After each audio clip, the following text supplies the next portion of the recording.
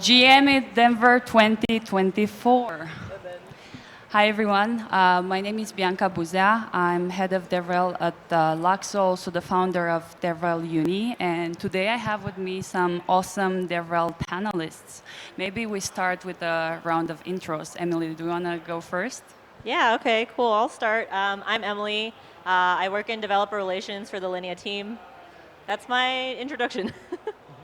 I'm Nader Dabit. I'm the Director of Developer Relations for EigenLayer, and I'm excited to be here. I'm Jenks. I have the lowest rank or job level in this panel, I think. Not a head, not a director. I'm just DevRel at FilecoinFoundation. Awesome, thanks everyone. So for today's topic, we'll be covering developer relations, accelerating Web3 growth and innovation. And I think that's specifically important for an ecosystem such as the Web3 space, where there are so many protocols around, so much variety if you want. It's important to have like a strong developer community, a very good developer experience in order to have developers stick around. And in order to do that, you need DevRel people. So with that in mind, I would like to invite you to kind of define how do you see DevRel when it comes to Web3, and why do you think DevRel people are kind of crucial of making developers stick around a certain ecosystem? Yeah, I guess since I'm sitting next to you, I'll start. I saw this question and I was like, oh, I don't know if I can answer this question because I have never done DevRel in Web 2. Right, so my first experience as a DevRel was in Web 3, but I think if I had to guess, and I'm comparing this more against like my background as a software engineer in Web 2, is there is an element of like, I think Web 3 is changing so much, and like if I like as an engineer, I imagine also as like a Web 3 DevRel, there is a need to be a lot more flexible. And I guess work in a fast-paced environment, right, is kind of the catchphrase. Alongside probably just like very unique kind of, I guess, what do you call it, ways of thinking. We are a very permissionless network. You have like the meme community, you have the super hacker community, and like Web3, I'm imagining addressing those like very distinct kinds of groups of people is like a tough job, but a fun job to figure out.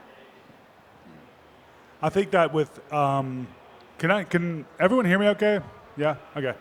I've worked in Web 2 and Web 3 DevRel. It seems like Web 3 DevRel is different, mainly because of the network effects and how strong of a, I would say, bond that developers end up having with the protocol that they build on and become comfortable with. And then the network effects extend beyond just the protocol becoming successful, but they also kind of go into security because you have a lot of developers building on a network, you have a lot of apps building on it, you have a lot of people maybe like participating as a validator or an operator on the network itself, and then the network becomes secure because a lot of value is locked into that network, and it's kind of like this snowball effect. So for instance, if you look at Ethereum, there's a very strong network effect that has happened there. And then if you try to launch a new blockchain, you're kind of asking a lot for a developer to kind of like leave that ecosystem because they have so much kind of already involved within that ecosystem. So that's kind of the main difference is with Web 2, I don't know, it's just the network effects are there, but they don't seem to be quite as strong. I agree with that. And I've had 5 years of DevRel experience. 3 of them was in Web 2. Or a traditional SaaS company that's trying to turn themselves into a platform. And then two of my last years are for Web3. The biggest difference I feel like is DevRel has a better kind of has a first-class citizen seat in Web3 projects. And the reason why is most of the blockchain projects or crypto projects build primitives that developers need to use. And typically it is a global system that allows other people to build things on. And whatever problems that their users are solving are actually localized regional issues. So you really need to have DevRel people engage to developers, which are mainly the users of the project, and then engage with them. If you think about a traditional Web 2 company, like a SaaS company, they don't need DevRel until they try to turn themselves into a platform or build APIs or SDKs. They realize, oh, wow, other projects as DevRels, they look good on stage. We should do the same. We should win the hearts and minds of developers. But it's only when they have achieved certain mass in their user adoption when they start to do that.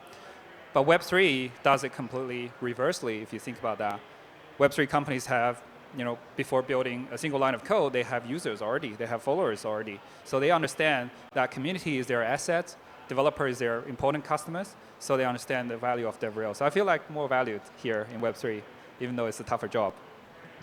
Maybe a follow-up question to that. I agree, like the open source element, it's key, and also the composability. Do you think because of the composability, people in Web3 are, let's say, less competitive, like protocols with each other? I'm sorry, I don't think I heard the question all the way. Yeah, can you repeat? Yeah. Do you think in Web3, because of the composability nature, protocols are less competitive with each other versus Web2, and they're kind of interact better? Web3 project are open by default. It came from, I think, a lot of open source ethos. So I think inclusivity is quite good here, and most of the projects are building assuming there is no border between, they're not making for a specific country or region. So most of the projects sort of are inclusive natively, and people talk about collaborations a lot. I feel like it's much easier to actually know other, including competitor projects, if you think they are, much easier. It's much easier to have a conversation and sometimes even collaboration with. I will say to answer that question, maybe the spicy take is yes, I think protocols that are direct competitors are competitive with each other.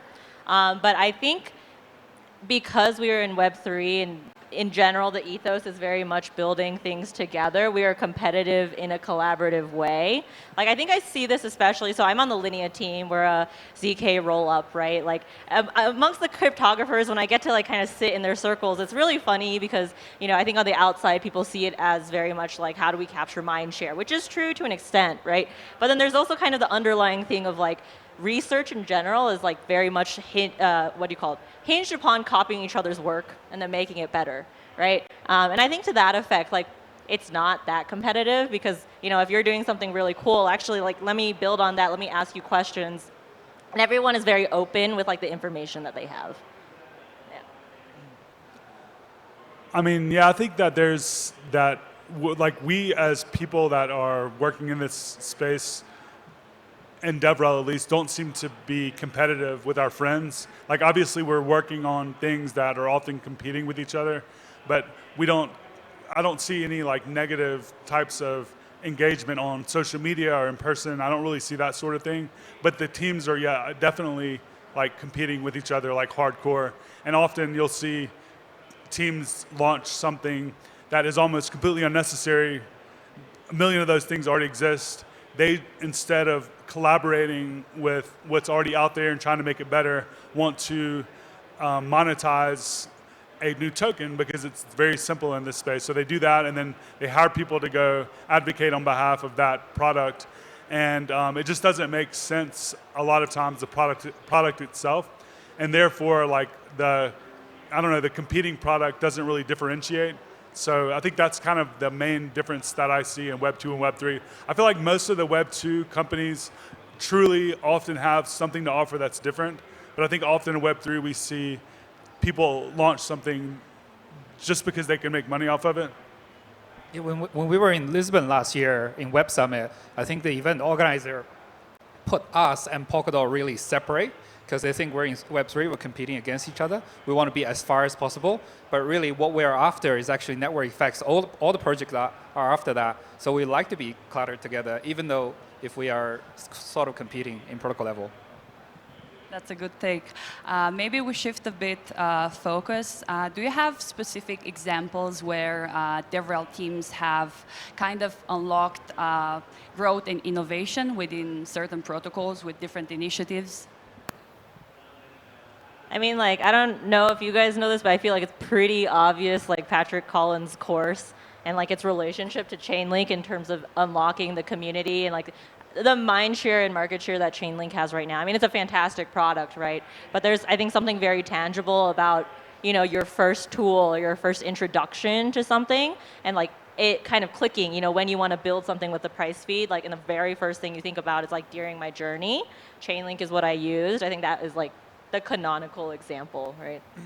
Yeah, that's a great example. Another really good example was Alchemy. Back 2 years ago, they had just an incredible DevRel team, and everyone went from using Infura to using Alchemy almost like overnight. I mean, not everyone, but it just seemed like that narrative shifted like within 6 months, and it was 100% due to their relentless like content creation and DevRel work.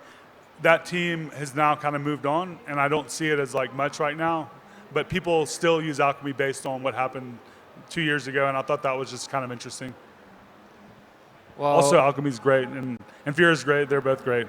I'm really excited today because my example is sitting right next to me. Nader Dabit is my celebrity in DevRel. So yeah, I think your Dab example was first thing that I looked into when I started building on Ethereum. So that took a lot of inspiration from your videos. Thank you for that. I think DevRel's job is to, so DevRel is no different from, DevRel is, I think, is a perfect combination of geeking out, like doing tech stuff, and marketing. And marketing people always know that the quicker you get people hooked onto your product, the better you sell, right? But developers are a special kind of customers where they have very short amount of time, less patient, and they hate being sold. So what you can do is to make them fall in love with it is build a really quick guide to make them fall in love with your product really quickly. So developer guide, digestible content like Nader Dabit's, and then make them feel like they're superhuman, they're better than all the other people in the planet. So I think if you can achieve those things with that, you can help with the ecosystem growth or developer community growth a lot.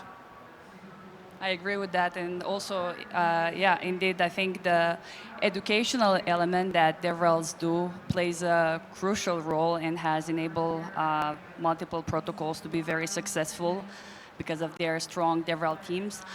Maybe we also look at some other community building techniques that you guys use or engagement strategies that you would like to share that you either did implement yourself in the past or you saw out there in the space of other teams executing.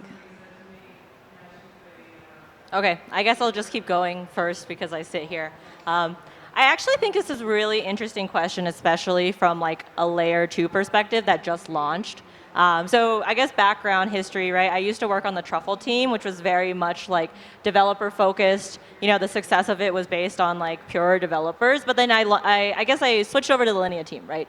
And it's not just developers. Now I had this sudden like new ecosystem of like users onboarding, right? And so I think there is an element of I started to kind of lose my identity in terms of who I was trying to serve because ultimately I want Linea to be successful, but Linea is not successful without devs and users, right? And so when it came to community building in the very beginning, when it comes to ecosystems and especially chains that launch mainnet, your number one priority is finding dApps because users will come to use dApps. If there's no dApps already on mainnet when you launch, it's like a dead ecosystem. So kind of for the past 6 months since mainnet, which was in July, my primary focus was how do I elevate these like existing builders who have teams who are already looking for product market fit, kind of understand the Web3 industry, get the eyeballs and capture the attention that an L2 can get, right? And I think we are at a point where our ecosystem is developed enough that I feel very fortunate that my team has kind of allowed me to say, forget, revenue, whatever. Emily, you can start to focus again on individual developers and people who are exploring the space. Maybe they never deploy a dApp and maybe they never bring us revenue, which is totally fine, right? I think that's already being taken care of by our growth team and our business dev team. And now DevRel is coming into play where I'm cooking on something right now. The headliner is called continuous engagement. It is going to be frog themed. I'm going to stop here, but like follow me on, or follow Linea, and you'll find out something is coming soon. But yeah, continuous engagement I think is the biggest piece of like how do you identify who your community is, and then strategies to make sure not just when you talk to them, but what happens afterwards. I'm going to speak to like a new thing that I just learned that just kind of like came to me this week, almost like just hardcore realization that I noticed someone that was doing DevRel in an incredible way. but I'll step back for a second. I wrote a blog post called "Building High-Impact Developer Communities," and it's pinned on my Twitter profile, Dabit3. I've had at least 20 or 30 very high-profile companies like reach out to me, asking me just to like spend 30 minutes to an hour talking to them to kind of help them with their DevRel team, just based on that blog post. And it's been very impactful for my career, and it's been really helpful, I think, to a lot of folks. But if I was to name one new thing that I've learned, there's this person that I work with now. Her name is 13-year-old VC on Twitter. She's been running Jesse's Hacker House for like 2 years or longer, I don't know. But I never really knew too much about how that was organized. I did go speak there about a year and a half ago, but now that I'm working with Jesse, and I've kind of seen her like for a while, but I kind of learned the whole strategy behind Jesse's Hacker House. Now she leads the ecosystem team at EigenLayer, very successful, but she now has this network of all of the most cracked devs in Web3, basically on her Rolodex. They line up to come hang out at the Hacker House. They give talks there. It's like a very high signal group of folks that she's kind of created. So I think like maybe thinking of that as an approach, instead of like spending $100,000 to get a booth here and talk to random people walking by, maybe have like some approach like that where you have like this really big, cool house where people can come and sleep and stay for free. They have food that comes every once in a while. You have some really cool talks there. And then like as you become really well known, you can kind of like curate the types of folks that can stay there for free and things like that. And you just end up meeting one-on-one like some of the best devs in the world. Phew. Well, if I buy that ebook, would you sign it for me with your wallet? Sure. Also, I'm going to go back and ask my events team how much we spend on our booth. You'd be surprised. It's not just the booth, it's also like all of the people that come just to hang out at the booth, which I'm not saying they're not important sometimes, but I think if like that's the only thing you do over and over and over, you should kind of like switch it up. Anyone can be DevRel. And that's kind of one of your point, right? Yeah. So yes, so we took a more systematic approach in growing ecosystem. We had a top of the line, amazing hackathon operations, or we call them builders operations team before. It's two people team, or maybe 3 or 4 now, but they've done a great job collecting a lot of data around different funnels of developers, and we compare them. So for example, in 2021, we have, for the sort of early funnel of developers, we actively engage with education platforms, I think 2 at least a year for major programs. And then we obviously have a lot of docs, a lot of videos created, workshops. But we also reach out to hackathon organizer, developer conference. We basically did not say a lot of no's to proposals. We went to 74 hackathons or sponsored 74 hackathons around the world in 2021. As a result, we got 1,600 qualified submissions. So we actually go through their code and make sure they didn't just do a read from IPFS, this kind of utilization in their logic. They have to be pushing something to the IPFS network of Filecoin, using Filecoin storage helpers in their code to qualify, or use a FVM contract or something like that. So we got incredible amount of data on how well each platform performed, so that in 2022, bear market, less budget, you can't do much. But we do know which kind of platform give us more yield, so more qualified submissions. So in 2022, we just focus on the ones that really helped us with a smaller budget, but still can make a lot of impact on that. For middle funnel, we have grant programs. So in 2021, we gave out, I think we approved 100 or so grants and committed to the community $13 million in USD. And then for late funnels, we also have a very amazing accelerator team that worked with, I think, 12 VCs in 2021 and help 100 also teams to raise fund. Because we see the success of a program, of a project going through ecosystem, developer ecosystem or builder ecosystem, we see the success being successfully raised and being able to have the fund to continue that project. So that's our approach to it. Kind of building on what Nader said earlier about Hacker House, what other initiatives you would say you would like to see DevRel teams executing more? And on the contrary, what initiatives you would like to see DevRel kind of getting rid of or not focusing that much, let's say? Okay, my turn again. I mean, like, maybe people will hate me for saying this. I think hackathons, I agree with booths. Consensus loves booths. I'm going to be very frank here. Are horrible ROI. Like, number one, I do think hackathons are incredibly valuable from the perspective of building a community, like getting people onboarded in. But from a, I guess, DevRel perspective, when I think about ROI, I think about hackathon opportunity cost, right? And it's talking about reach. When, you know, like, I think one thing that we didn't do a great job of last year, at least from my perspective on Consensus's hackathon strategy, was we met a lot of amazing devs there. We didn't have anything for them to do afterwards. So like kind of the base package that we would do is like I would bring them onto a call or something or highlight what they had worked on at the hackathon. But even then, that's only like 1 month after. So I guess you can kind of talk about like what does it look like to incubate them past that, right? So from like a Linea perspective, what I'm really excited about, especially with regards to like inspiring individual developers, is like how do we give them consistent opportunities to just build and break shit and have fun, right? And I think like Superfluid had a great thing with their wave pools, and I think that's kind of the model that we're going to go towards. It's just like giving out like really small amounts of money. Definitely, because I think when they get bigger, there's a bit more of like a grant bounty hunter vibe versus when they're small and just like a continuous way of saying like, hey, I built something really cool this month and next month and whatever and ever and ever, over and over again. I think it's a really great opportunity to do that versus like, let me take the time and energy and manpower to like go and fly to an event. Because it's opportunity cost, I guess, in terms of money as well as just like burning out your employees, right, is like a big part that I think also probably DevRels who travel a lot experience. Or maybe it's just me, I don't know.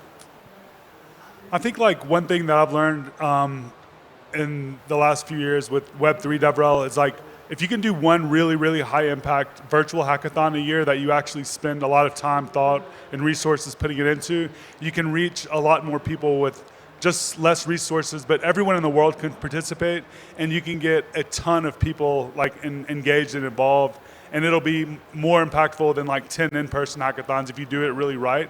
I mean, there's a lot of people that do like these one-off virtual hackathons where it's just kind of a second thought, but if you actually really, really, you know, spend a lot of time making it a real thing, it actually does really well. We did one at Aave before I left.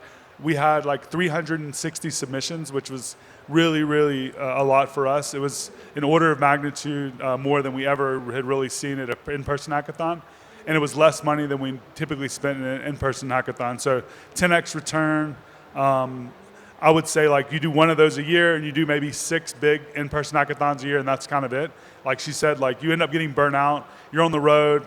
You're not actually doing any real work. The work that you're doing isn't that scalable. Even though the in-person stuff is really important, you don't need to just do a ton of it. You do kind of balance it out more than a lot of companies are currently doing today, I guess. So yeah, we did focus a lot on numbers, but what I want to say in DevRel, a lot of things can't be measured, or it's very hard to measure and how to put a value on it. The qualitative feedback from developers is also very important. One of the success story in Filecoin ecosystem is this company called Secure Finance, which they're trying to do derivative on Filecoin chain, but also they also are interoperable in Ethereum and BTC. So they participated. A Filecoin hackathon 3 years ago had the idea, received hackathon prizes, and I think they either applied for a grant, wasn't successful, or did get some grant. I need to check this, but they successfully sort of pitched to investors, did a raise, and now they're in their Series A. So it's, I mean, we can focus on numbers, and a lot of projects do want numbers only, but what's equally important is some of these quality engagements that your DevRel people have with the founders, and you only need 2 or 3 of them that can be the popular superstar project in your ecosystem to make it.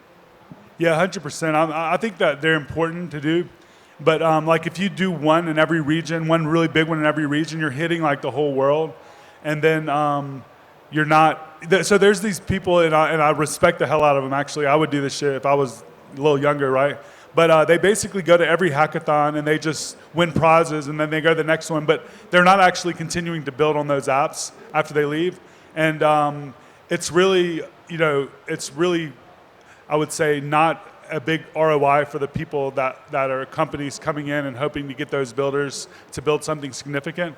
Now, often some of those people at some point decide to just continue on a project. They do build and build something great out of it. But I would say for the most part, a lot of those folks are kind of just, winning these hackathon prizes and then going to the next one, which is fine again. But if your target is to build out the next billion-dollar company on top of your protocol, those might not be the folks that are that have the same goal. So you want to find the people that goals align with what you're trying to do, I guess. Yeah, I do want to say also in terms of hackathons specifically and how you measure them, projects submitted is probably the worst number that you could measure.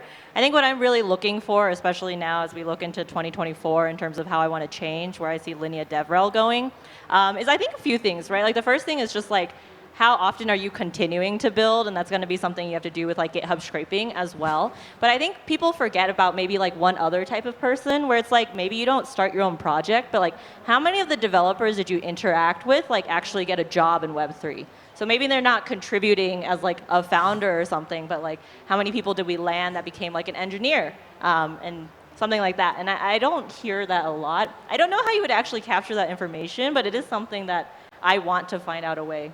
Hackathons are addictive, don't you agree? You code for 2-3 days and you win a few $1,000s, and it's like drug for developers. And Web3 hackathons are most potent for developers because the excitement. I actually met a few really good hackathon goers that deliberately do not want a job because they enjoy being in a hackathon. I agree that this is a challenge, kind of incentivizing people after the hackathon to stick to the ecosystem and continue building. I'm curious, what would you say are some of the best practices, or what did you use and kind of worked for you in the past to kind of incentivize those people to continue to work on the projects even after the hackathon? I guess the standard way normal people, companies typically try to encourage that behavior is through grants and things like that. Consensus actually, and I think this is a really interesting take, we don't offer grants. What we offer is sort of mentorship or access, right? So we have something called the Consensus Fellowship Program where we onboard people building their own dApps. We don't offer them money. Maybe they get money in the end, but that's not the promise. The promise is you leverage Consensus's resources, right? So in the same way, I think and this is kind of what I'm envisioning, what I want to do with individual developer teams as well as people I meet, right? Is onboarding them onto the Linea ecosystem, not as obviously as a developer, right? But kind of being on a chain is amazing because you meet so many different projects, right? We have a really strong ability to connect access. And I think the best way you can kind of engage with people after a hackathon, and again, I want to keep hammering maybe continue the project is just, I don't think that's really possible, but how do you continue to inspire, the builder spirit that they felt there? How do you continue to make them feel accessing that is easy? Because definitely accessing that spirit at a hackathon, amazing. You're not sleeping. You're I don't know. Everyone's there kind of a little bit crazy, so you can feed off that energy, right? But how do you move that moving forward? And I just am in a very fortunate position and role and company where we have a lot of resources to mentor them kind of afterwards. And that's kind of also why I wanted to touch about the job aspect, because we do talk to a lot of protocols that are deploying on Linea. They need engineers, right? How do I be able to take that connection that I have and give it to the people that I meet? Because I'm not leaving Consensus, right? So somebody else should take that job. So not much time, but I would just say we find the best builders at these hackathons and we try to build and develop really great relationships with them over time. And if they need money, we try to get them money. And all the other hackers, we also keep up with them. But once someone really, really stands out, we just go out of your way to kind of make them happy, connect with them, hang out with them as much as you can, give them as much support as you can. I think people who really needs your technology do not care about money. They will build on it anyways. And sometimes money can get in the way, grants can slow down certain things. That's from my experience. Same goes for customers. Building relationships, I think that's a very strong element. Well, I would love to continue the conversation, but unfortunately, we're at the end of the time. Thank you so much, everyone. And also thank you to our audience.